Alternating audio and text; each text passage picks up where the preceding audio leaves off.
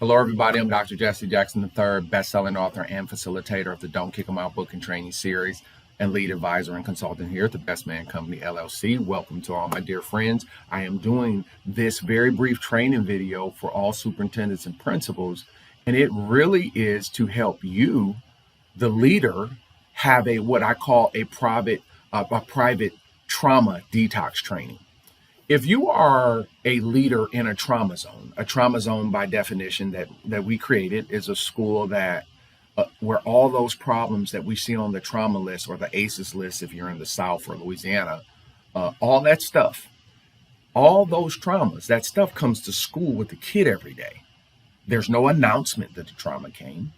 The stuff that the staff's going through at home, it comes to school every day. And who's managing it? The boss. No guide, no blueprint, and you get dumped on every day. So we can theoretically think about the teacher who manages the kids' trauma. We have to help the teacher. We're sending these teachers out here to a battle they have no chance to win. I'll show you that. But then as a leader, you're really getting in a horrible spot because now you're managing adult. Listen, raise your hand right now.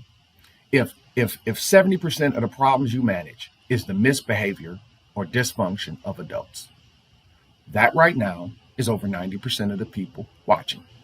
Okay, that's not negative and that's not an indictment of the people. What it's saying is the folks haven't learned how to deal with their problems. Well, guess what? Now, what I always tell the teacher now is a role model and a guide for kids to learn how to manage your problems. Just because you got problems, that's not okay for you to be a fool and ruin the education environment. Guys, we've done that for 40 years.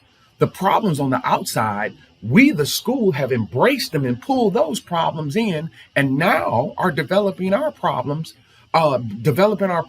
based on problems versus developing a solution, a standard that allows kids to look up and have a guide out of their situation.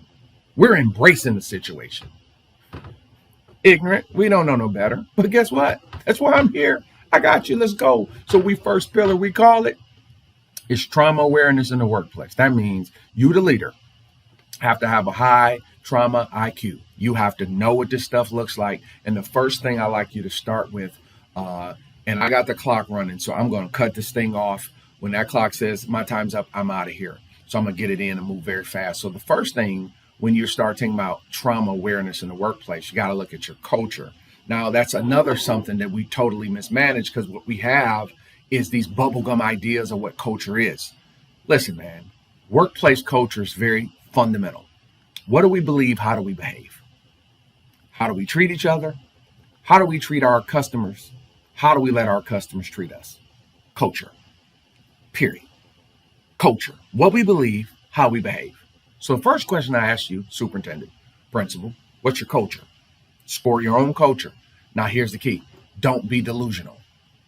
Don't give these fluffy numbers. This is why I'm doing the training for you alone, because if your staff's in the room, you know, you can be moved around by the emotions of the room. Well, I'm doing this for you one-to-one. Me and you together. Jackson and you together. What is the culture? So that's number one. What is your culture? How do the adults treat each other in your organization? I've been doing this the last 6 weeks, and these numbers have been alarming. But it's alarming, but to me it's okay because the people see it and can admit it, meaning that now we can work on it. So what we're finding is people will call us and say we got a race problem, we got a behavior problem, Jackson. We have an academic disconnect. No, what you have is a culture problem. Culture's roots, its seeds, or the manifestation of a bad culture are the things that you're calling me for. But every time we get in an organization, within 15 minutes of being in my training, they all know we have a culture problem. So guys, imagine if you're a superintendent, a Title I director, or a principal, and you think you've got a problem going on, and you say, hey, I'm about to invest into this program. I'm about to invest into this training. I'm going to invest into this behavior training, and we're going to buy all these books, and we're going to do a book study about how to make the kid or act better or how to manage his behavior. and your culture's jacked up, you just wasted your money and your time and set your school back 2 years. Happens every day. It happens frequently. Why are we so concerned? Here's all this money has rained out of the government. Billions of dollars. Small districts got millions. Big districts have lots of millions. If you don't know what your problem really is, guys, if you don't know, you're about to absolutely commit education malpractice and set your company back. Worst thing you can do is give somebody that doesn't identify their culture more money. It doesn't make sense. What are the challenges looking into the next 2 years? Talking to you, superintendent principal. Health and safety, COVID protocols. Listen, do you need somebody to tell you keep COVID? I said this in 2020, but you didn't listen to me? No, because you were listening to, guess who you were listening to? State government. I sat here and told everybody, April 2020, why are y'all waiting on guidelines from the government? Run your school, figure out how you keep everybody healthy and safety and your program. Go buy the COVID check machines, temperature machines, but I still got people scanning people in the head. Why? Because they cheap. They're not thinking, they're looking to somebody else to tell them how to stay healthy. People you're getting instructions from haven't been around a kid in 20 years. So how would they know? How would they know? Guys, full disclosure, I'm hanging out with people who run states. I'm listening to what's being said and I'm like, wow, who told you that? It's what they think. So who would know how to run your organization better than you? We're going to follow guidelines, but I got to run my program. I told everybody that at the top of COVID last year. The people that followed me had the best school year. We had people turned out great results in pandemics, teachers of the year, tested well, got themselves off the F list in a COVID year. How's that possible? Because they took ownership of the process. That's what we're saying, man. So health and safety protocols are in place the next 3 years, just as I asked. It's not a discussion. It's not what somebody said, take off the mask. Duh. You run a school. We already have Jeremy Seasons run our program, health and safety. You need somebody to tell you that? It's time now we're looking for is leadership. Leadership is the ability to lead adults, not kids. So the thing I got to understand is what are we going to do here the next 3 years? I don't care what they say. Because what we're going to do is keep everybody well. Okay, you're vaccinated. No problem. This is what we're doing every day. That's your job. Employee morale, the spirit of the troops, race management, leadership growth and development. That's where I'm putting a lot of my energy, helping leaders. I'm talking about superintendents. Superintendent job, a lot of superintendents, they're one or two things. They either come out of the academic ranks and they're an academician, so they still kind of see the world as a teacher. Disturbing because they don't think like a CEO. A superintendent's a CEO of a $1 million corporation. Your product is education. Your client base is students and families. Okay, your workforce is teachers and support staff. You got to think like a CEO. If you're thinking like a CEO, you see it right now. I have so many soups that's with me that get this. And guess what? In COVID waters, they did masterfully. It's because that's what you got to see it that way. But if you're thinking and in the wrong frame of mind with understanding your position, what's the worst trained position in the marketplace? Middle management. It's the principal. To qualify to be an AP means you were a good teacher. Those skill sets, two different jobs. They don't even match. Two different skills. To be a principal, you were an AP. Two different skill sets. Two different job descriptions. People don't get it. So that's why they make so many mistakes. We're not training them for what they act. A superintendent's a politician. So if I have a superintendent that is just really into being liked and doesn't want to make anybody upset and they don't understand that I'm a politician that's a CEO. I do have to be aware of how people feel, but I can never get caught not running my corporation. Do you understand? And so now in these 2 years, you're talking about leaders are going to have to grow more than ever before. This is why I'm doing this video, to improve our growth and development. Trauma management, employee retention, enrollment is a big deal for a lot of folks. Student attendance. So people think they have an attendance problem. I can prove to you, you have a culture problem. If you get the culture right, your attendance will improve. Guarantee it. But definitely you got to have an attendance seminar. But once we start digging it, you'll be able to find the roots of bad attendance is a culture deficit. Student behavior, same. Parental cooperation, same. Distance learning, learning loss, and trust issues. Okay. So you, superintendent, I'm going to talk to you today. I probably might roll out a video training to you for each one of these to kind of give you guidance and a blueprint on what's the best paths here.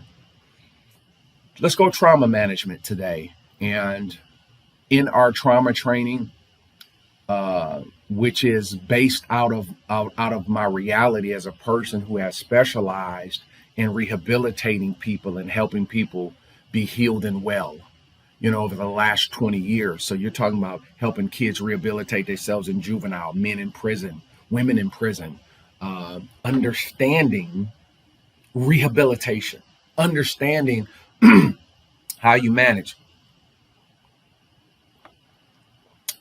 and how do you manage trauma? That's what's missing when we roll out these research thought processes of informed care and things of that nature, right? They're headed in the right direction, but they're limited. So this is what happens in our business.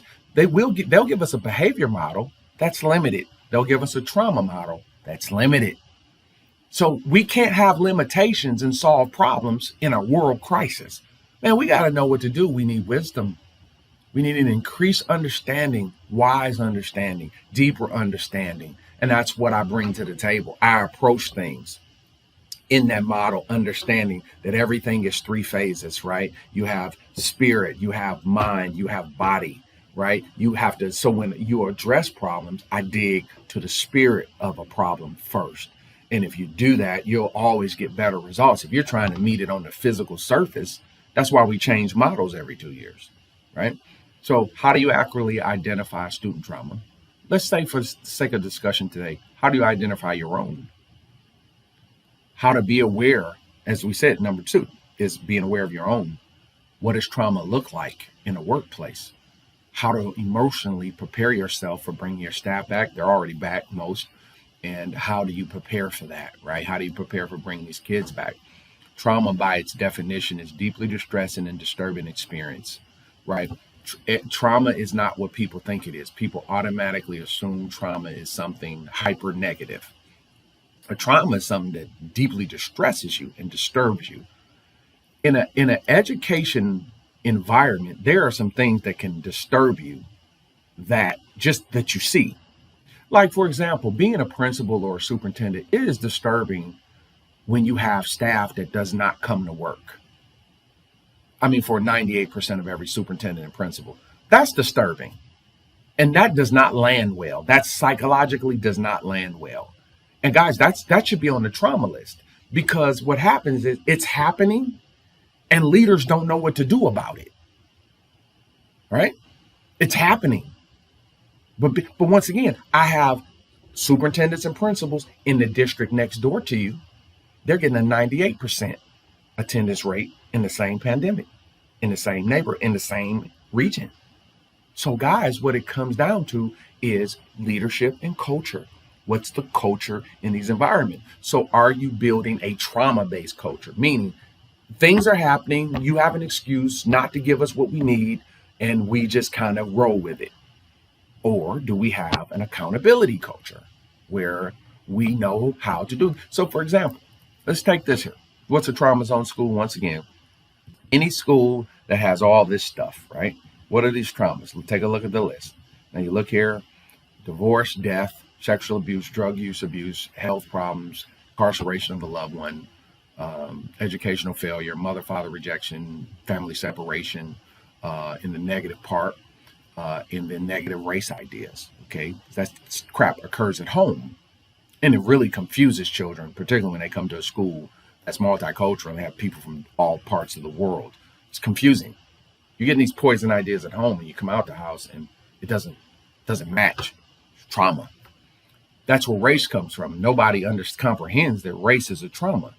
So if you're doing a race training that doesn't understand that race is a trauma, and then you somehow in your psychology think implicit bias and basically re-traumatize and half the group at the training is going to be wisdom.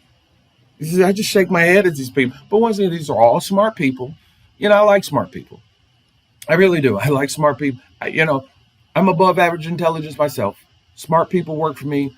The thing is, guys, the problems that I showed you on the list will not be solved by smart people. Smart is not going to solve trauma. How can smart solve trauma? A lot of stuff we go through doesn't even make sense. Let me show you. Let me look at my list. Look at this trauma fact. Superintendent, check this trauma fact. For 75% of the people, 90% of the hurt they're going to experience is going to come from a parent, a sibling, co-parent, a spouse or co-parent, or another family member. Or guess what? A student. Guess what? A staff person that you did a lot for in a career. So the trauma will come from close. You're telling me logic can beat that? No, it won't. So what does this mean? This means we must have some understanding in the different areas to be successful. You as a leader, this stuff's getting dumped on you every day. And so you look at some of the staff traumas, their marriages, their kids' situation, their financial situations, and the stuff they're going through, right?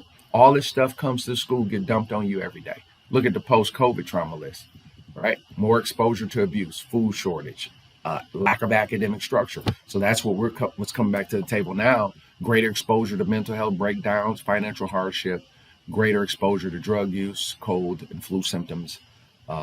Some of our kids, possible criminal activity, but no, they did not have structure for the last year and a half. If you were closed off and on, that structure was out of the deal. So the thing that becomes imperative for you, the leaders, to understand how does it look? What does staff do? Entitlement. You owe me. Angry at authority. Isolate. Don't come to work. Want to be a solo artist in our small school. That doesn't work. Hypersensitive to perceived threats, meaning they think you're trying to, once you got to get on them, they think you're trying to disrespect them or hurt them. So now they crying in meetings. They get called in and now they cry. Throws you off. You're like, what is going on? And for a lot of people, as soon as you see them tears, you back off.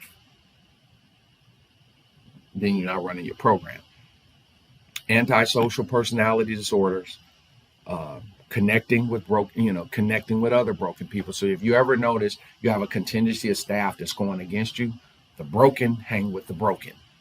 We call them the negative, but we're not looking at them right. They're broken. So they partner with other broken people and spread brokenness.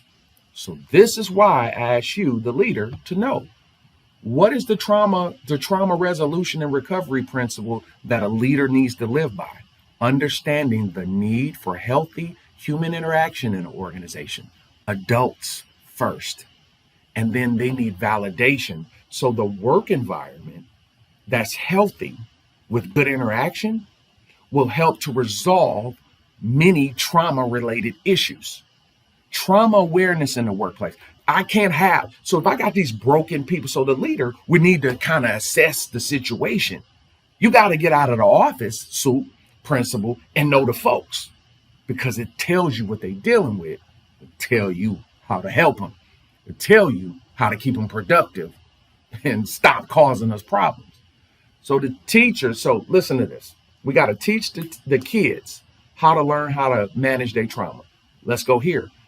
We now as management have to teach the staff how to be professional and manage their stuff on the outside. That, my friend, is our responsibility as trauma zone leaders in the workplace. See, even if you are in corporate America, in law enforcement, what happens with a lot of these places is the personal crap from the outside comes to the job, Then it acts out in the job. Never works out well. So now leadership today, this is what I'm asking the teachers to do. Teachers got to teach the kid, okay, you got a lot going on, but that's not an excuse to be a fool, not come to school, not mind, not do your work. Teachers, staff, okay, you got a lot going on. Be professional, and I'll give you some guidance on how to manage your issues in the free world. But when you're here, I need you here. And that is trauma resolution. But the leader has to see that and understand that that is the way this stuff is done. True trauma management is very simple. We acknowledge we have problems. We're responsible for the problems that we create. And the ones we didn't, we don't accept that. A lot of stuff happened in childhood. See? So this is what I'm saying to you as a trauma zone leader. Acknowledge, hey, the workplace can be stressful, right? But be responsible for your outside problems. And then also be responsible for your job, because I hired you to work for us. If you need some help, employee, get some help. The most important thing I'll leave with you in trauma management, it's to monitor how you talk. What we have found out in these environments is that, when you looked at that trauma list, those are all spiritual wounds. Trauma creates brokenness of spirit, infirmity, heaviness. So how does one fight evil spirits, evil broken spirits? Well, you do it with words. We found that the trauma management has to come with how we talk. Because guys, that's how I catch on so fast.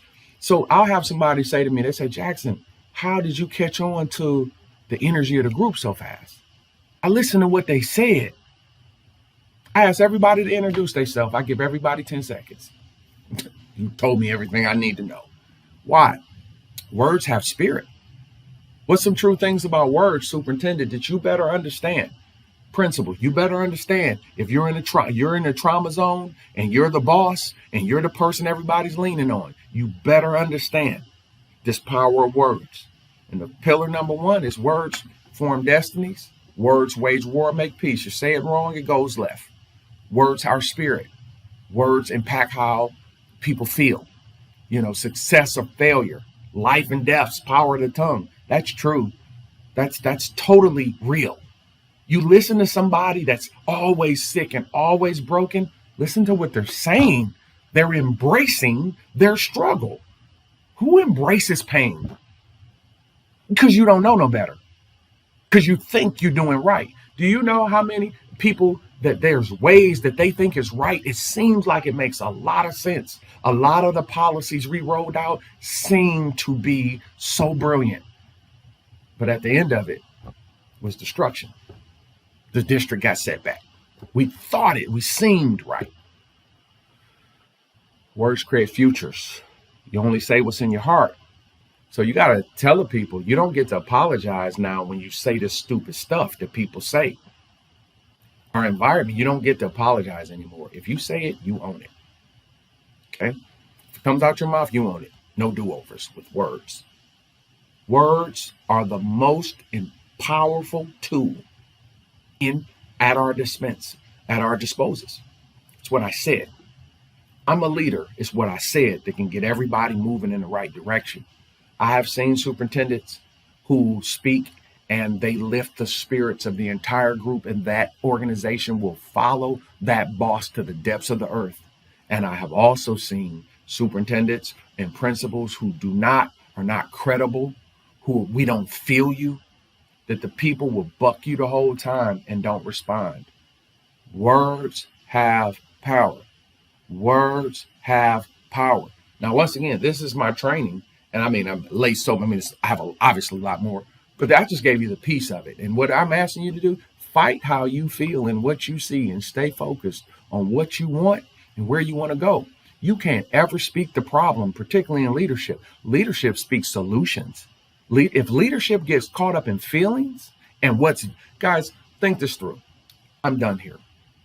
We do not see with our eyes. We see through them. We see with our mind.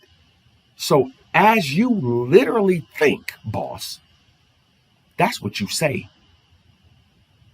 I see with my brain. My mind is my sight.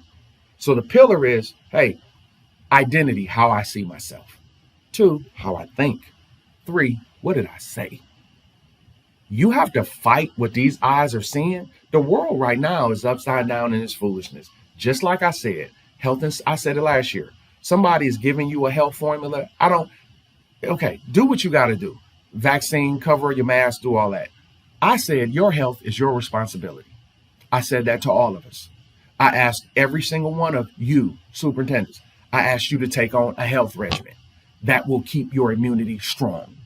I asked every single superintendent in the country to do it. I asked every principal in the country to do it. How many did it? Less than 5%. Right. And so you see what's going on, because what folks have to do, once again, you listening to the man wisdom, you listen to the man, the idea, the logic. It sounds good. These people are smart. But at the end of it, okay, we had a chance last year to change race relations in May of 2020. And what was the solution that was rolled out? Implicit bias. Implicit bias. Implicit bias, first of all, it's expensive training, right? The whole world's using it right now. It was a logical thought, right? Well, I've been doing race trainings for 20 years, and I've done it right and wrong. Okay? I've done it right and wrong. I've done it right and wrong. So early on, I'm thinking, tell it like it TIE is, my brother. Boom, boom, boom, lighting the room up, throwing spades, giving facts, just say, hey, you need to listen, deal with this right now. And guess what I do? The room come down, my evaluation come back 60-40. I don't get to come back, but I told the truth. Some people say, I got some people around the country, they get mad at me. They say, K-Man, that's cool. Dr. Jackson, they said, Jackson, you going too easy on the white people. Jesus Christ. Wow. Because I didn't notice this. That's people. Guess what that is? That's feeling. We're emotional right now. Say this, because emotions is what need to be going right now. No.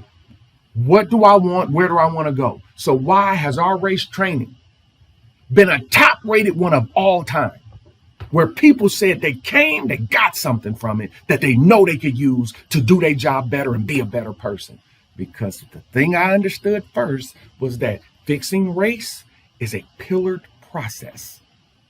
And if you're telling me I have an audience and I'm on step 1, why would I act like I'm on step 6 and destroy my group?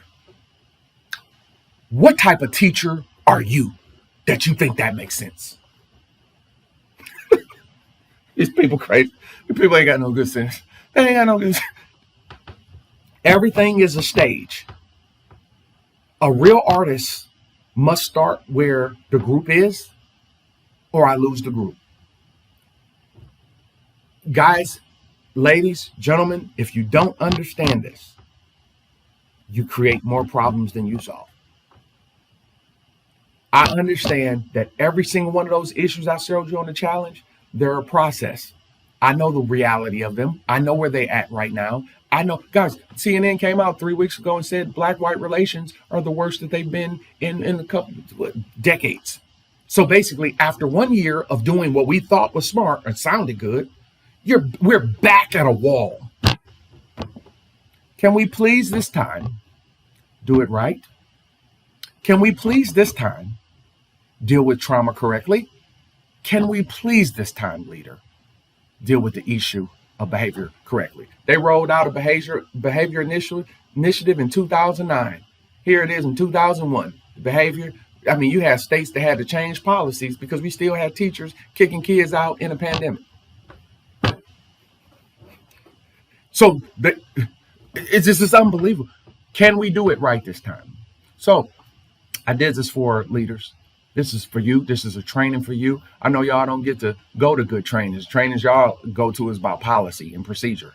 This I gave for you. This was a leadership, growth, and development training for superintendents and principals. This was for you. Do not share this with your staff. This is for you.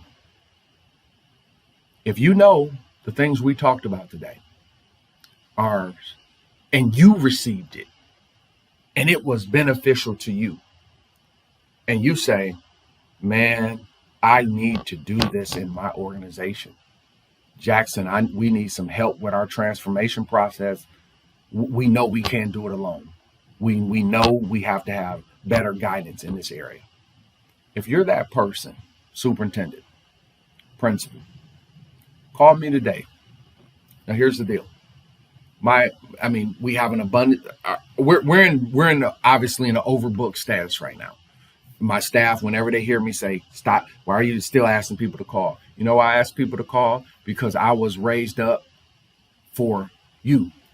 I was not raised up to be like, oh, I'm doing good right now. We've got a full client deck. Our schedule is totally packed for a couple of years. Oh, I made it. I didn't get into this for that. I wasn't sent here for that. I was sent here for the people that need me. I was sent here for the superintendents that need me. I was sent here for the principals that need me. And guess what? I need y'all to understand this. When those people call and email, and once we communicate, I know the ones that need me, and I know the ones that's checking boxes. So if you've ever called us and didn't get a response, obviously I'm sorry. But when I call certain people, you can feel them through the phone. You know they need you. You know they're serious and they're ready.